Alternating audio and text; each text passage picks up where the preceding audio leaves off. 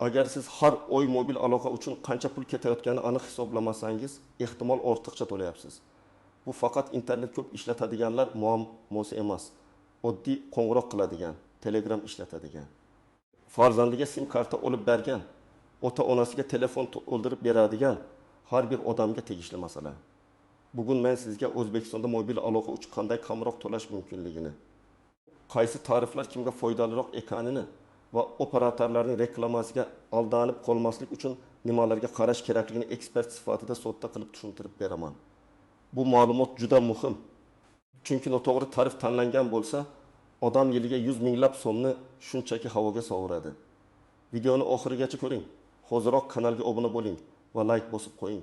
Chunki men bu videoda faqat umumiy gap emas, amalda pulingizni tejaydigan aniq qadamlarni aytaman. Oldin mobil aloqa ancha oddiy edi. Odamlar asosan qo'ng'iroq qilardi, SMS yozardi, internet esa qo'shimcha narsa hisoblanardi. Tarif tanlashda eng muhim savol shunday edi. Bir daqiqa qo'ng'iroq necha so'm? Operator ichida qo'ng'iroq bepulmi? Boshqa operatorga qancha turadi? Shuning uchun ko'pchilik qaysi operatorni ko'p tanishlarim ishlatsa, men ham shuni olaman degan tamoyil bilan sim karta tanlardi. Hozir vaziyat butunlay o'zgargan. Mobil aloqa xarajatining asosiy qismi internetga ketadi. Telegram, Instagram, YouTube, TikTok, taksi ilovalari, bank ilovalari, xarita, onlayn ta'lim, video qo'ng'iroqlar, bulutli saqlash xizmatlari, bularning hammasi internet yeydi. Shuning uchun hozir eng arzon tarif deganda faqat abonent to'lov past bo'lgan tarifni tushunish xato. Eng yaxshi tarif bu sizning real foydalanishingizga mos keladigan tarif. Masalan, kimdir o'yga internet ishlatadi, lekin 100 ming so'mlik tarifga ulangan. Kimdir esa 30 giga ishlatadi, lekin 20 giga beradigan tarifda o'tirib, oy o'rtasida alohida internet paket sotib oladi. Natijada ikkinchi odam arzon tarifda bo'lsa ham, oy oxirida qimmatroq to'laydi. Yana bir odamga umuman daqiqalar kerak emas, chunki u hamma bilan Telegram orqali gaplashadi. Lekin uning tarifida 2000 daqiqa bor. Bu daqiqalar ishlatilmaydi, pul esa har oy yechiladi. O'zbekistonda asosiy operatorlar Belin, Uzel, Mobius, Ustelecom va Humans kabi kompaniyalar. Har birida turli segmentlar bor. Arzon oylik paketlar, katta internetli tariflar, cheksiz yoki shartli cheksiz paketlar, yoshlar uchun takliflar, oilaviy tariflar, korporativ tariflar, faqat internet uchun sim kartalar. Lekin muammo shundaki, tarif nomlari chiroyli bo'ladi. Reklamada katta raqamlar ko'rsatiladi, lekin mayda shartlar ko'pchilikka ko'rinmaydi. Aynan shu joyda odamlar ortiqcha to'laydi. Asosiy qism men nimalarni bilish kerak, kim xavotir olish kerak. Kimga esa hozircha shoshilish shart emas. Men tarif tanlashda birinchi navbatda 3 ta narsani tekshiraman.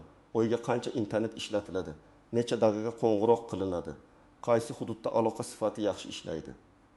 Narx 4-o'rinda turadi. Chunki 10 ming so'm arzon tarif tanlab, keyin internet yetmay qolsa, siz baribir qo'shimcha paket sotib olasiz. Yoki aloqa sifati yomon bo'lsa, telefoningiz darja o'rniga doim 3 giga yoki 2 giga tushib qoladi. Internet sekin ishlaydi. Siz vaqt yo'qotasiz, asabingiz buziladi. Birinchi toifa internetni kam ishlatadiganlar. Masalan, odam faqat Telegram yozishmalari, bank ilovasi, biroz yangiliklar, ba'zan YouTube ko'rish bilan cheklanadi. Bunday foydalanuvchiga oyiga 5 giga internet ko'pincha yetadi. Agar u 7000 ming so'mlik katta tarifga ulangan bo'lsa, bu ortiqcha xarajat. Bunday odamlar uchun kichik abonent to'lovli tariflar yoki alohida internet paketi bilan ishlash foydaliroq bo'lishi mumkin. Misol uchun, siz oyiga 8 giga ishlatsangiz, lekin 4 giga internetli tarifga pul to'lasangiz, foydalanilmayotgan 32 giga uchun ham pul to'layapsiz. Bu xuddi bozordan 5 kilo olma olib, 1 kilosini yeb, qolganini tashlab yuborgandek gap. Ikkinchi toifa o'rtacha foydalanuvchilar.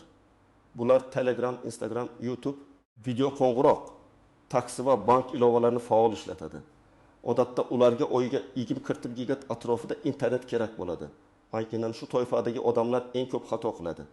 Chunki ular menga cheksiz internet kerak deb o'ylaydi. Aslida esa statistikada oyiga 25 giga ishlatadi. Cheksiz tarif ko'pincha qimmatroq bo'ladi yoki tezlik bo'yicha cheklovlarga ega bo'ladi. Agar siz oyiga 25 giga ishlatsangiz, 30 yoki 40 giga beradigan tarif ko'pincha cheksiz tarifdan foydaliroq chiqadi. Uchinchi toifa juda ko'p internet ishlatadiganlar.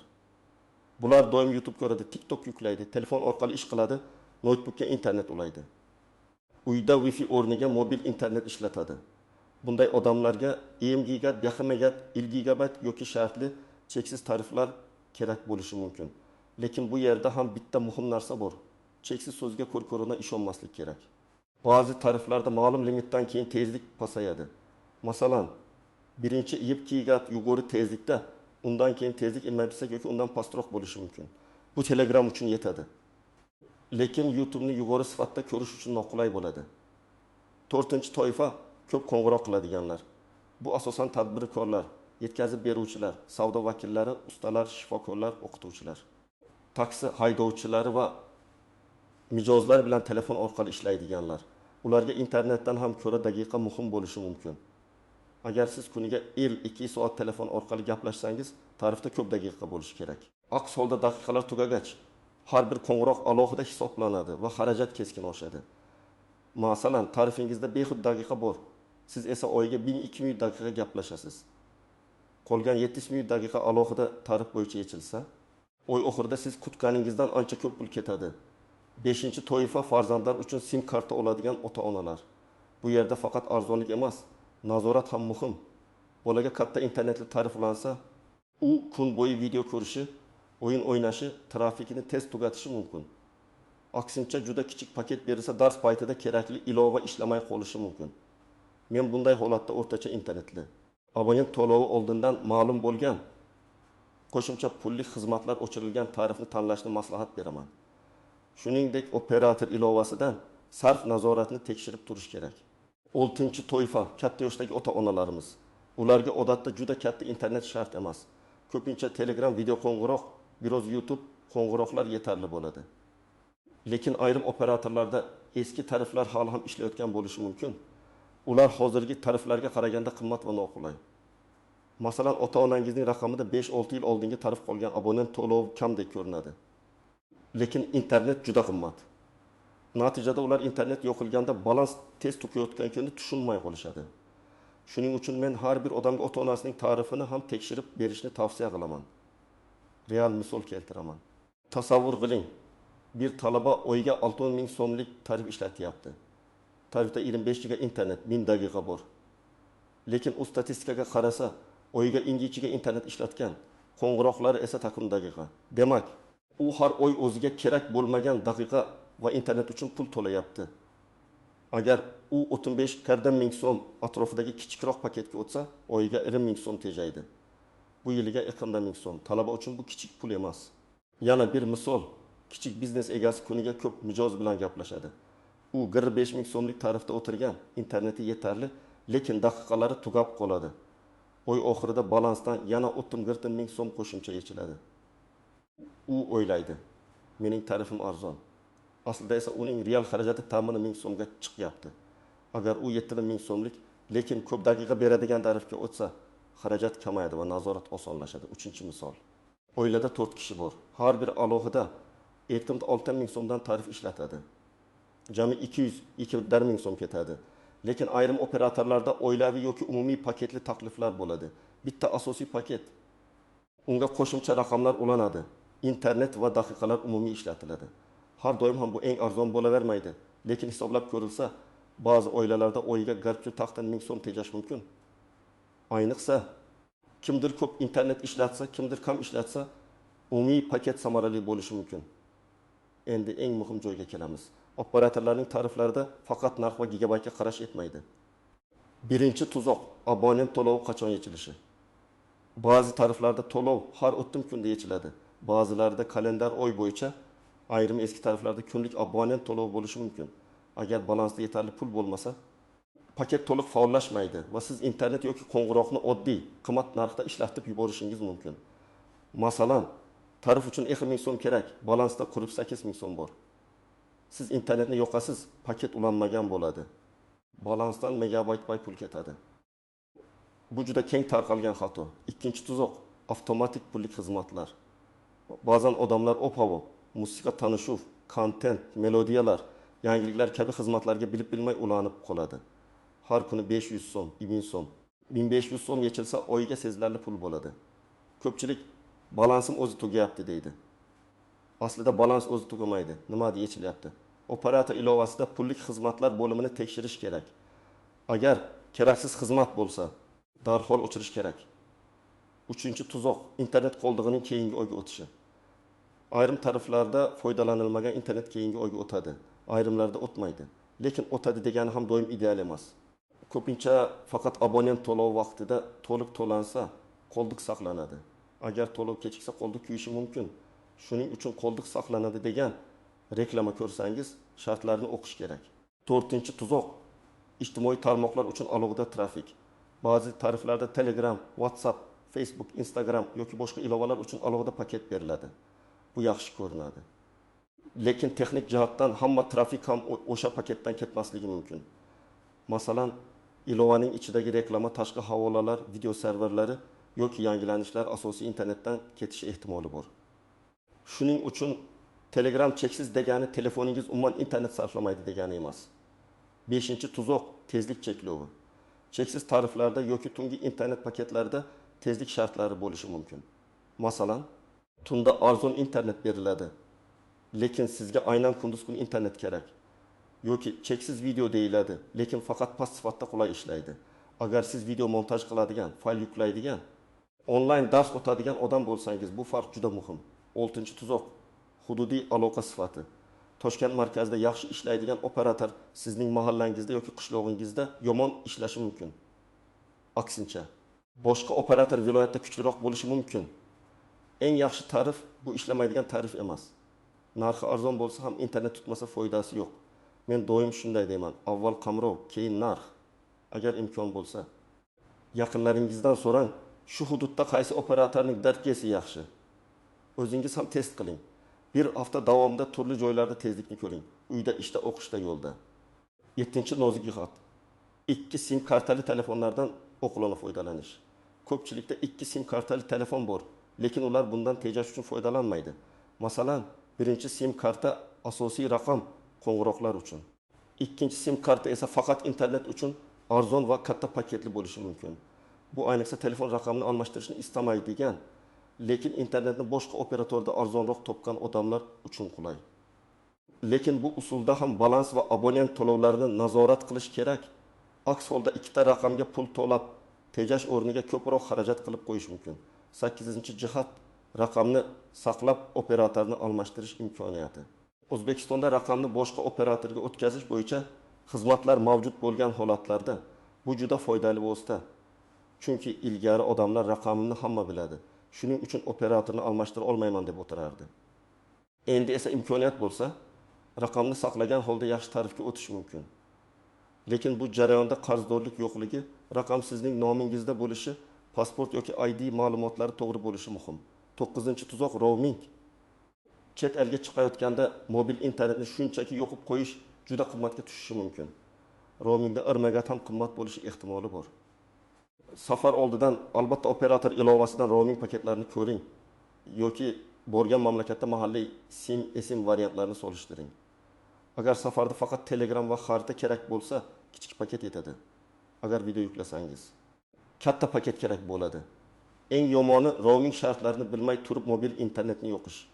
10-jihat bank kartasi orqali avtomatik to'lov. Bu qulay, lekin nazoratsiz bo'lsa odam xarajatni sezmay qoladi. Har oy tarif uchun pul yechiladi. Yana qo'shimcha paketlar olinadi. Yana kontent xizmatlari yechiladi. Men avtomatik to'lovni yo'qish mumkin deyman, lekin bir shart bilan. Har oy kamida bir marta operator ilovasidan sarf hisobotini ko'rish kerak. Endi aniq qadamlarni aytaman. Birinchi qadam telefoningizdagi operator ilovasiga kiring. Belni, Ujel, Mobius, Ustelejom yoki boshqa operator bo'lishidan qat'i nazar rasmiy ilova bo'ladi. Agar ilova yo'q bo'lsa, o'rnating, raqamingiz orqali kiring. U yerda tarif nomi, abonent to'lovi, qolgan internet, daqiqa, SMS, pullik xizmatlar va sarf tarix ko'rinadi. Ikkinchi qadam, oxirgi 2-3 oyda qancha internet ishlatganingizni tekshiring. Faqat joriy oyga qarash yetmaydi, chunki bir oyda ko'p ishlatib, boshqa oyda kam ishlatishingiz mumkin. Agar ilovada batafsil statistika bo'lmasa, telefon sozlamalaridan mobil internet sarfini ko'ring. Androidda data usage yoki internet sarfi bo'limi bor. iPhone'da sellular bo'limida ilovalar bo'yicha sarf ko'rinadi. Shu raqamlarni yozib oling. Oyga necha gib ketmoqda? 3-qadam, qo'ng'iroqlarni baholang. Sizga daqiqa kerakmi yoki yo'qmi? Agar hamma bilan Telegram yoki WhatsApp orqali gaplashsangiz, katta daqiqa paketi sizga shart emas. Agar ish bo'yicha oddiy telefon qo'ng'iroqlari ko'p bo'lsa, daqiqalar juda muhim. Qo'ng'iroq tarixi orqali taxminan kuniga qancha gaplashishingizni hisoblang. Kuniga 20 daqiqa bo'lsa, oyiga 600 daqiqa. Kuniga 1 soat bo'lsa, oyiga 1800 daqiqa. 4-qadam, hozirgi real xarajatingizni hisoblang. Faqat abonent to'loviga qaramang. Masalan, tarif 45.000 so'm, lekin oy davomida yana 20.000 so'mlik internet paketi olasiz. 10.000 so'm balansga qo'shimcha tashlaysiz. Demak, real xarajat 5.000 so'm. Tarifni solishtirganda aynan real xarajat bilan solishtirish kerak. 5-qadam, operatoringizdagi amaldagi tariflarni ko'ring. Rasmiy saytga kiring yoki ilovadagi tariflar bo'limini oching. Har bir tarif uchun quyidagilarni yozing. Oylik to'lov, internet miqdori, daqiqa, qoldi keyingi oyga o'tadimi? Limitdan keyin narx qancha? Cheksiz deyilsa tezlik cheklanadimi? Ijtimoiy tarmoq paketlari bor yo'qligi. Shundan keyin o'zingizga mos 2 o'tta variantni tanlang. 6-qadam, boshqa operatorlarni ham solishtiring. Ko'pchilik faqat o'z operatordagi tariflarni ko'radi. Lekin bozor raqobatli ba'zan boshqa operator aynan sizga mosroq paket beradi. Masalan, sizga 3 gigabayt internet va kam daqiqa kerak. Boshqa operator shunday paketni arzonroq berishi mumkin. Yoki aksincha, sizga ko'p daqiqa kerak, boshqa operatorda daqiqalar ko'proq bo'lishi mumkin. 7-qadam, aloqa sifatini tekshiring. Tarifga o'tishdan oldin o'sha operator siz yashaydigan va ishlaydigan joyda qanday ishlashini biling. Eng oddiy usul shu operator ishlatadigan tanishingizdan so'rash. Yana yaxshiroq usul vaqtincha ikkinchi sim olib, bir hafta sinab ko'rish. Uyda internet tezligini, ishda signalni, yo'lda barqarorlikni tekshiring. Chunki qog'ozdagi 100 giga internet agar signal yomon bo'lsa, asabdan boshqa narsa bermaydi. 8-qadam. Keraksiz xizmatlarni o'chiring. Operator ilovasida xizmatlar, obunalar, pullik xizmatlar bo'limini oching. Keraksiz hammasini o'chiring agar tushunmasangiz. Operator kol markaziga qo'ng'iroq qiling yoki ofisga boring va shunday deng. Mening raqamimda barcha pullik kontent xizmatlarini tekshirib bering, kerak bo'lmaganlarni o'chirib tashlang. Kelajakda kontent obunalarga ulanmasligi uchun cheklov qo'ying. Bu jumla juda muhim, chunki faqat hozirgi xizmatni o'chirish boshqa, kelajakda tasodifan ulanishni cheklash boshqa. 9-qadam, tarif almashtirishdan oldin vaqtini to'g'ri tanlang. Agar sizning hozirgi tarifingizda oy boshida abonent to'lovi yechilgan bo'lsa, darhol yangi tarifga o'tish ba'zan foydasiz bo'lishi mumkin. Chunki eski paket qoldig'i kuyadi. Shartlarni tekshiring. Ko'pincha yangi tarifga o'tishni joriy paket tugashiga yaqinroq qilish ma'qul. Lekin agar hozirgi tarif juda zararli bo'lsa, kutmasdan o'tish ham foydali bo'lishi mumkin. Bu yerda oylik emas, yillik tejashga qarash kerak. 10-qadam. Ofisga borish kerak bo'lsa, hujjatlarni tayyorlang. Odatda pasport yoki ID karta kerak bo'ladi. Raqam sizning nomingizda bo'lishi muhim. Agar raqam boshqa odam nomida bo'lsa, ayrim amallarni bajara olmaysiz. Raqamni qayta rasmiylashtirish kerak bo'lishi mumkin. Bunda ikkala tomonning shaxsiy tasdiqlovchi hujjatlari talab qilinishi ehtimoli bor. Operator ofisiga borganda aniq so'rang. Menga so'nggi 3 oy sarfini chiqarib bering. Tarifimni arzonroq va mosroq variantga almashtirishni xohlayman. Pullik xizmatlarni o'chiring. Internet tugaganda avtomatik qimmat yechimlar ulanmasin. 11-qadam. Farzandlar va ota-onalar raqamini alohida tekshiring. Ko'pincha o'zimiznikini nazorat qilamiz. Lekin oiladagi boshqa raqamlar pul yeb yotadi.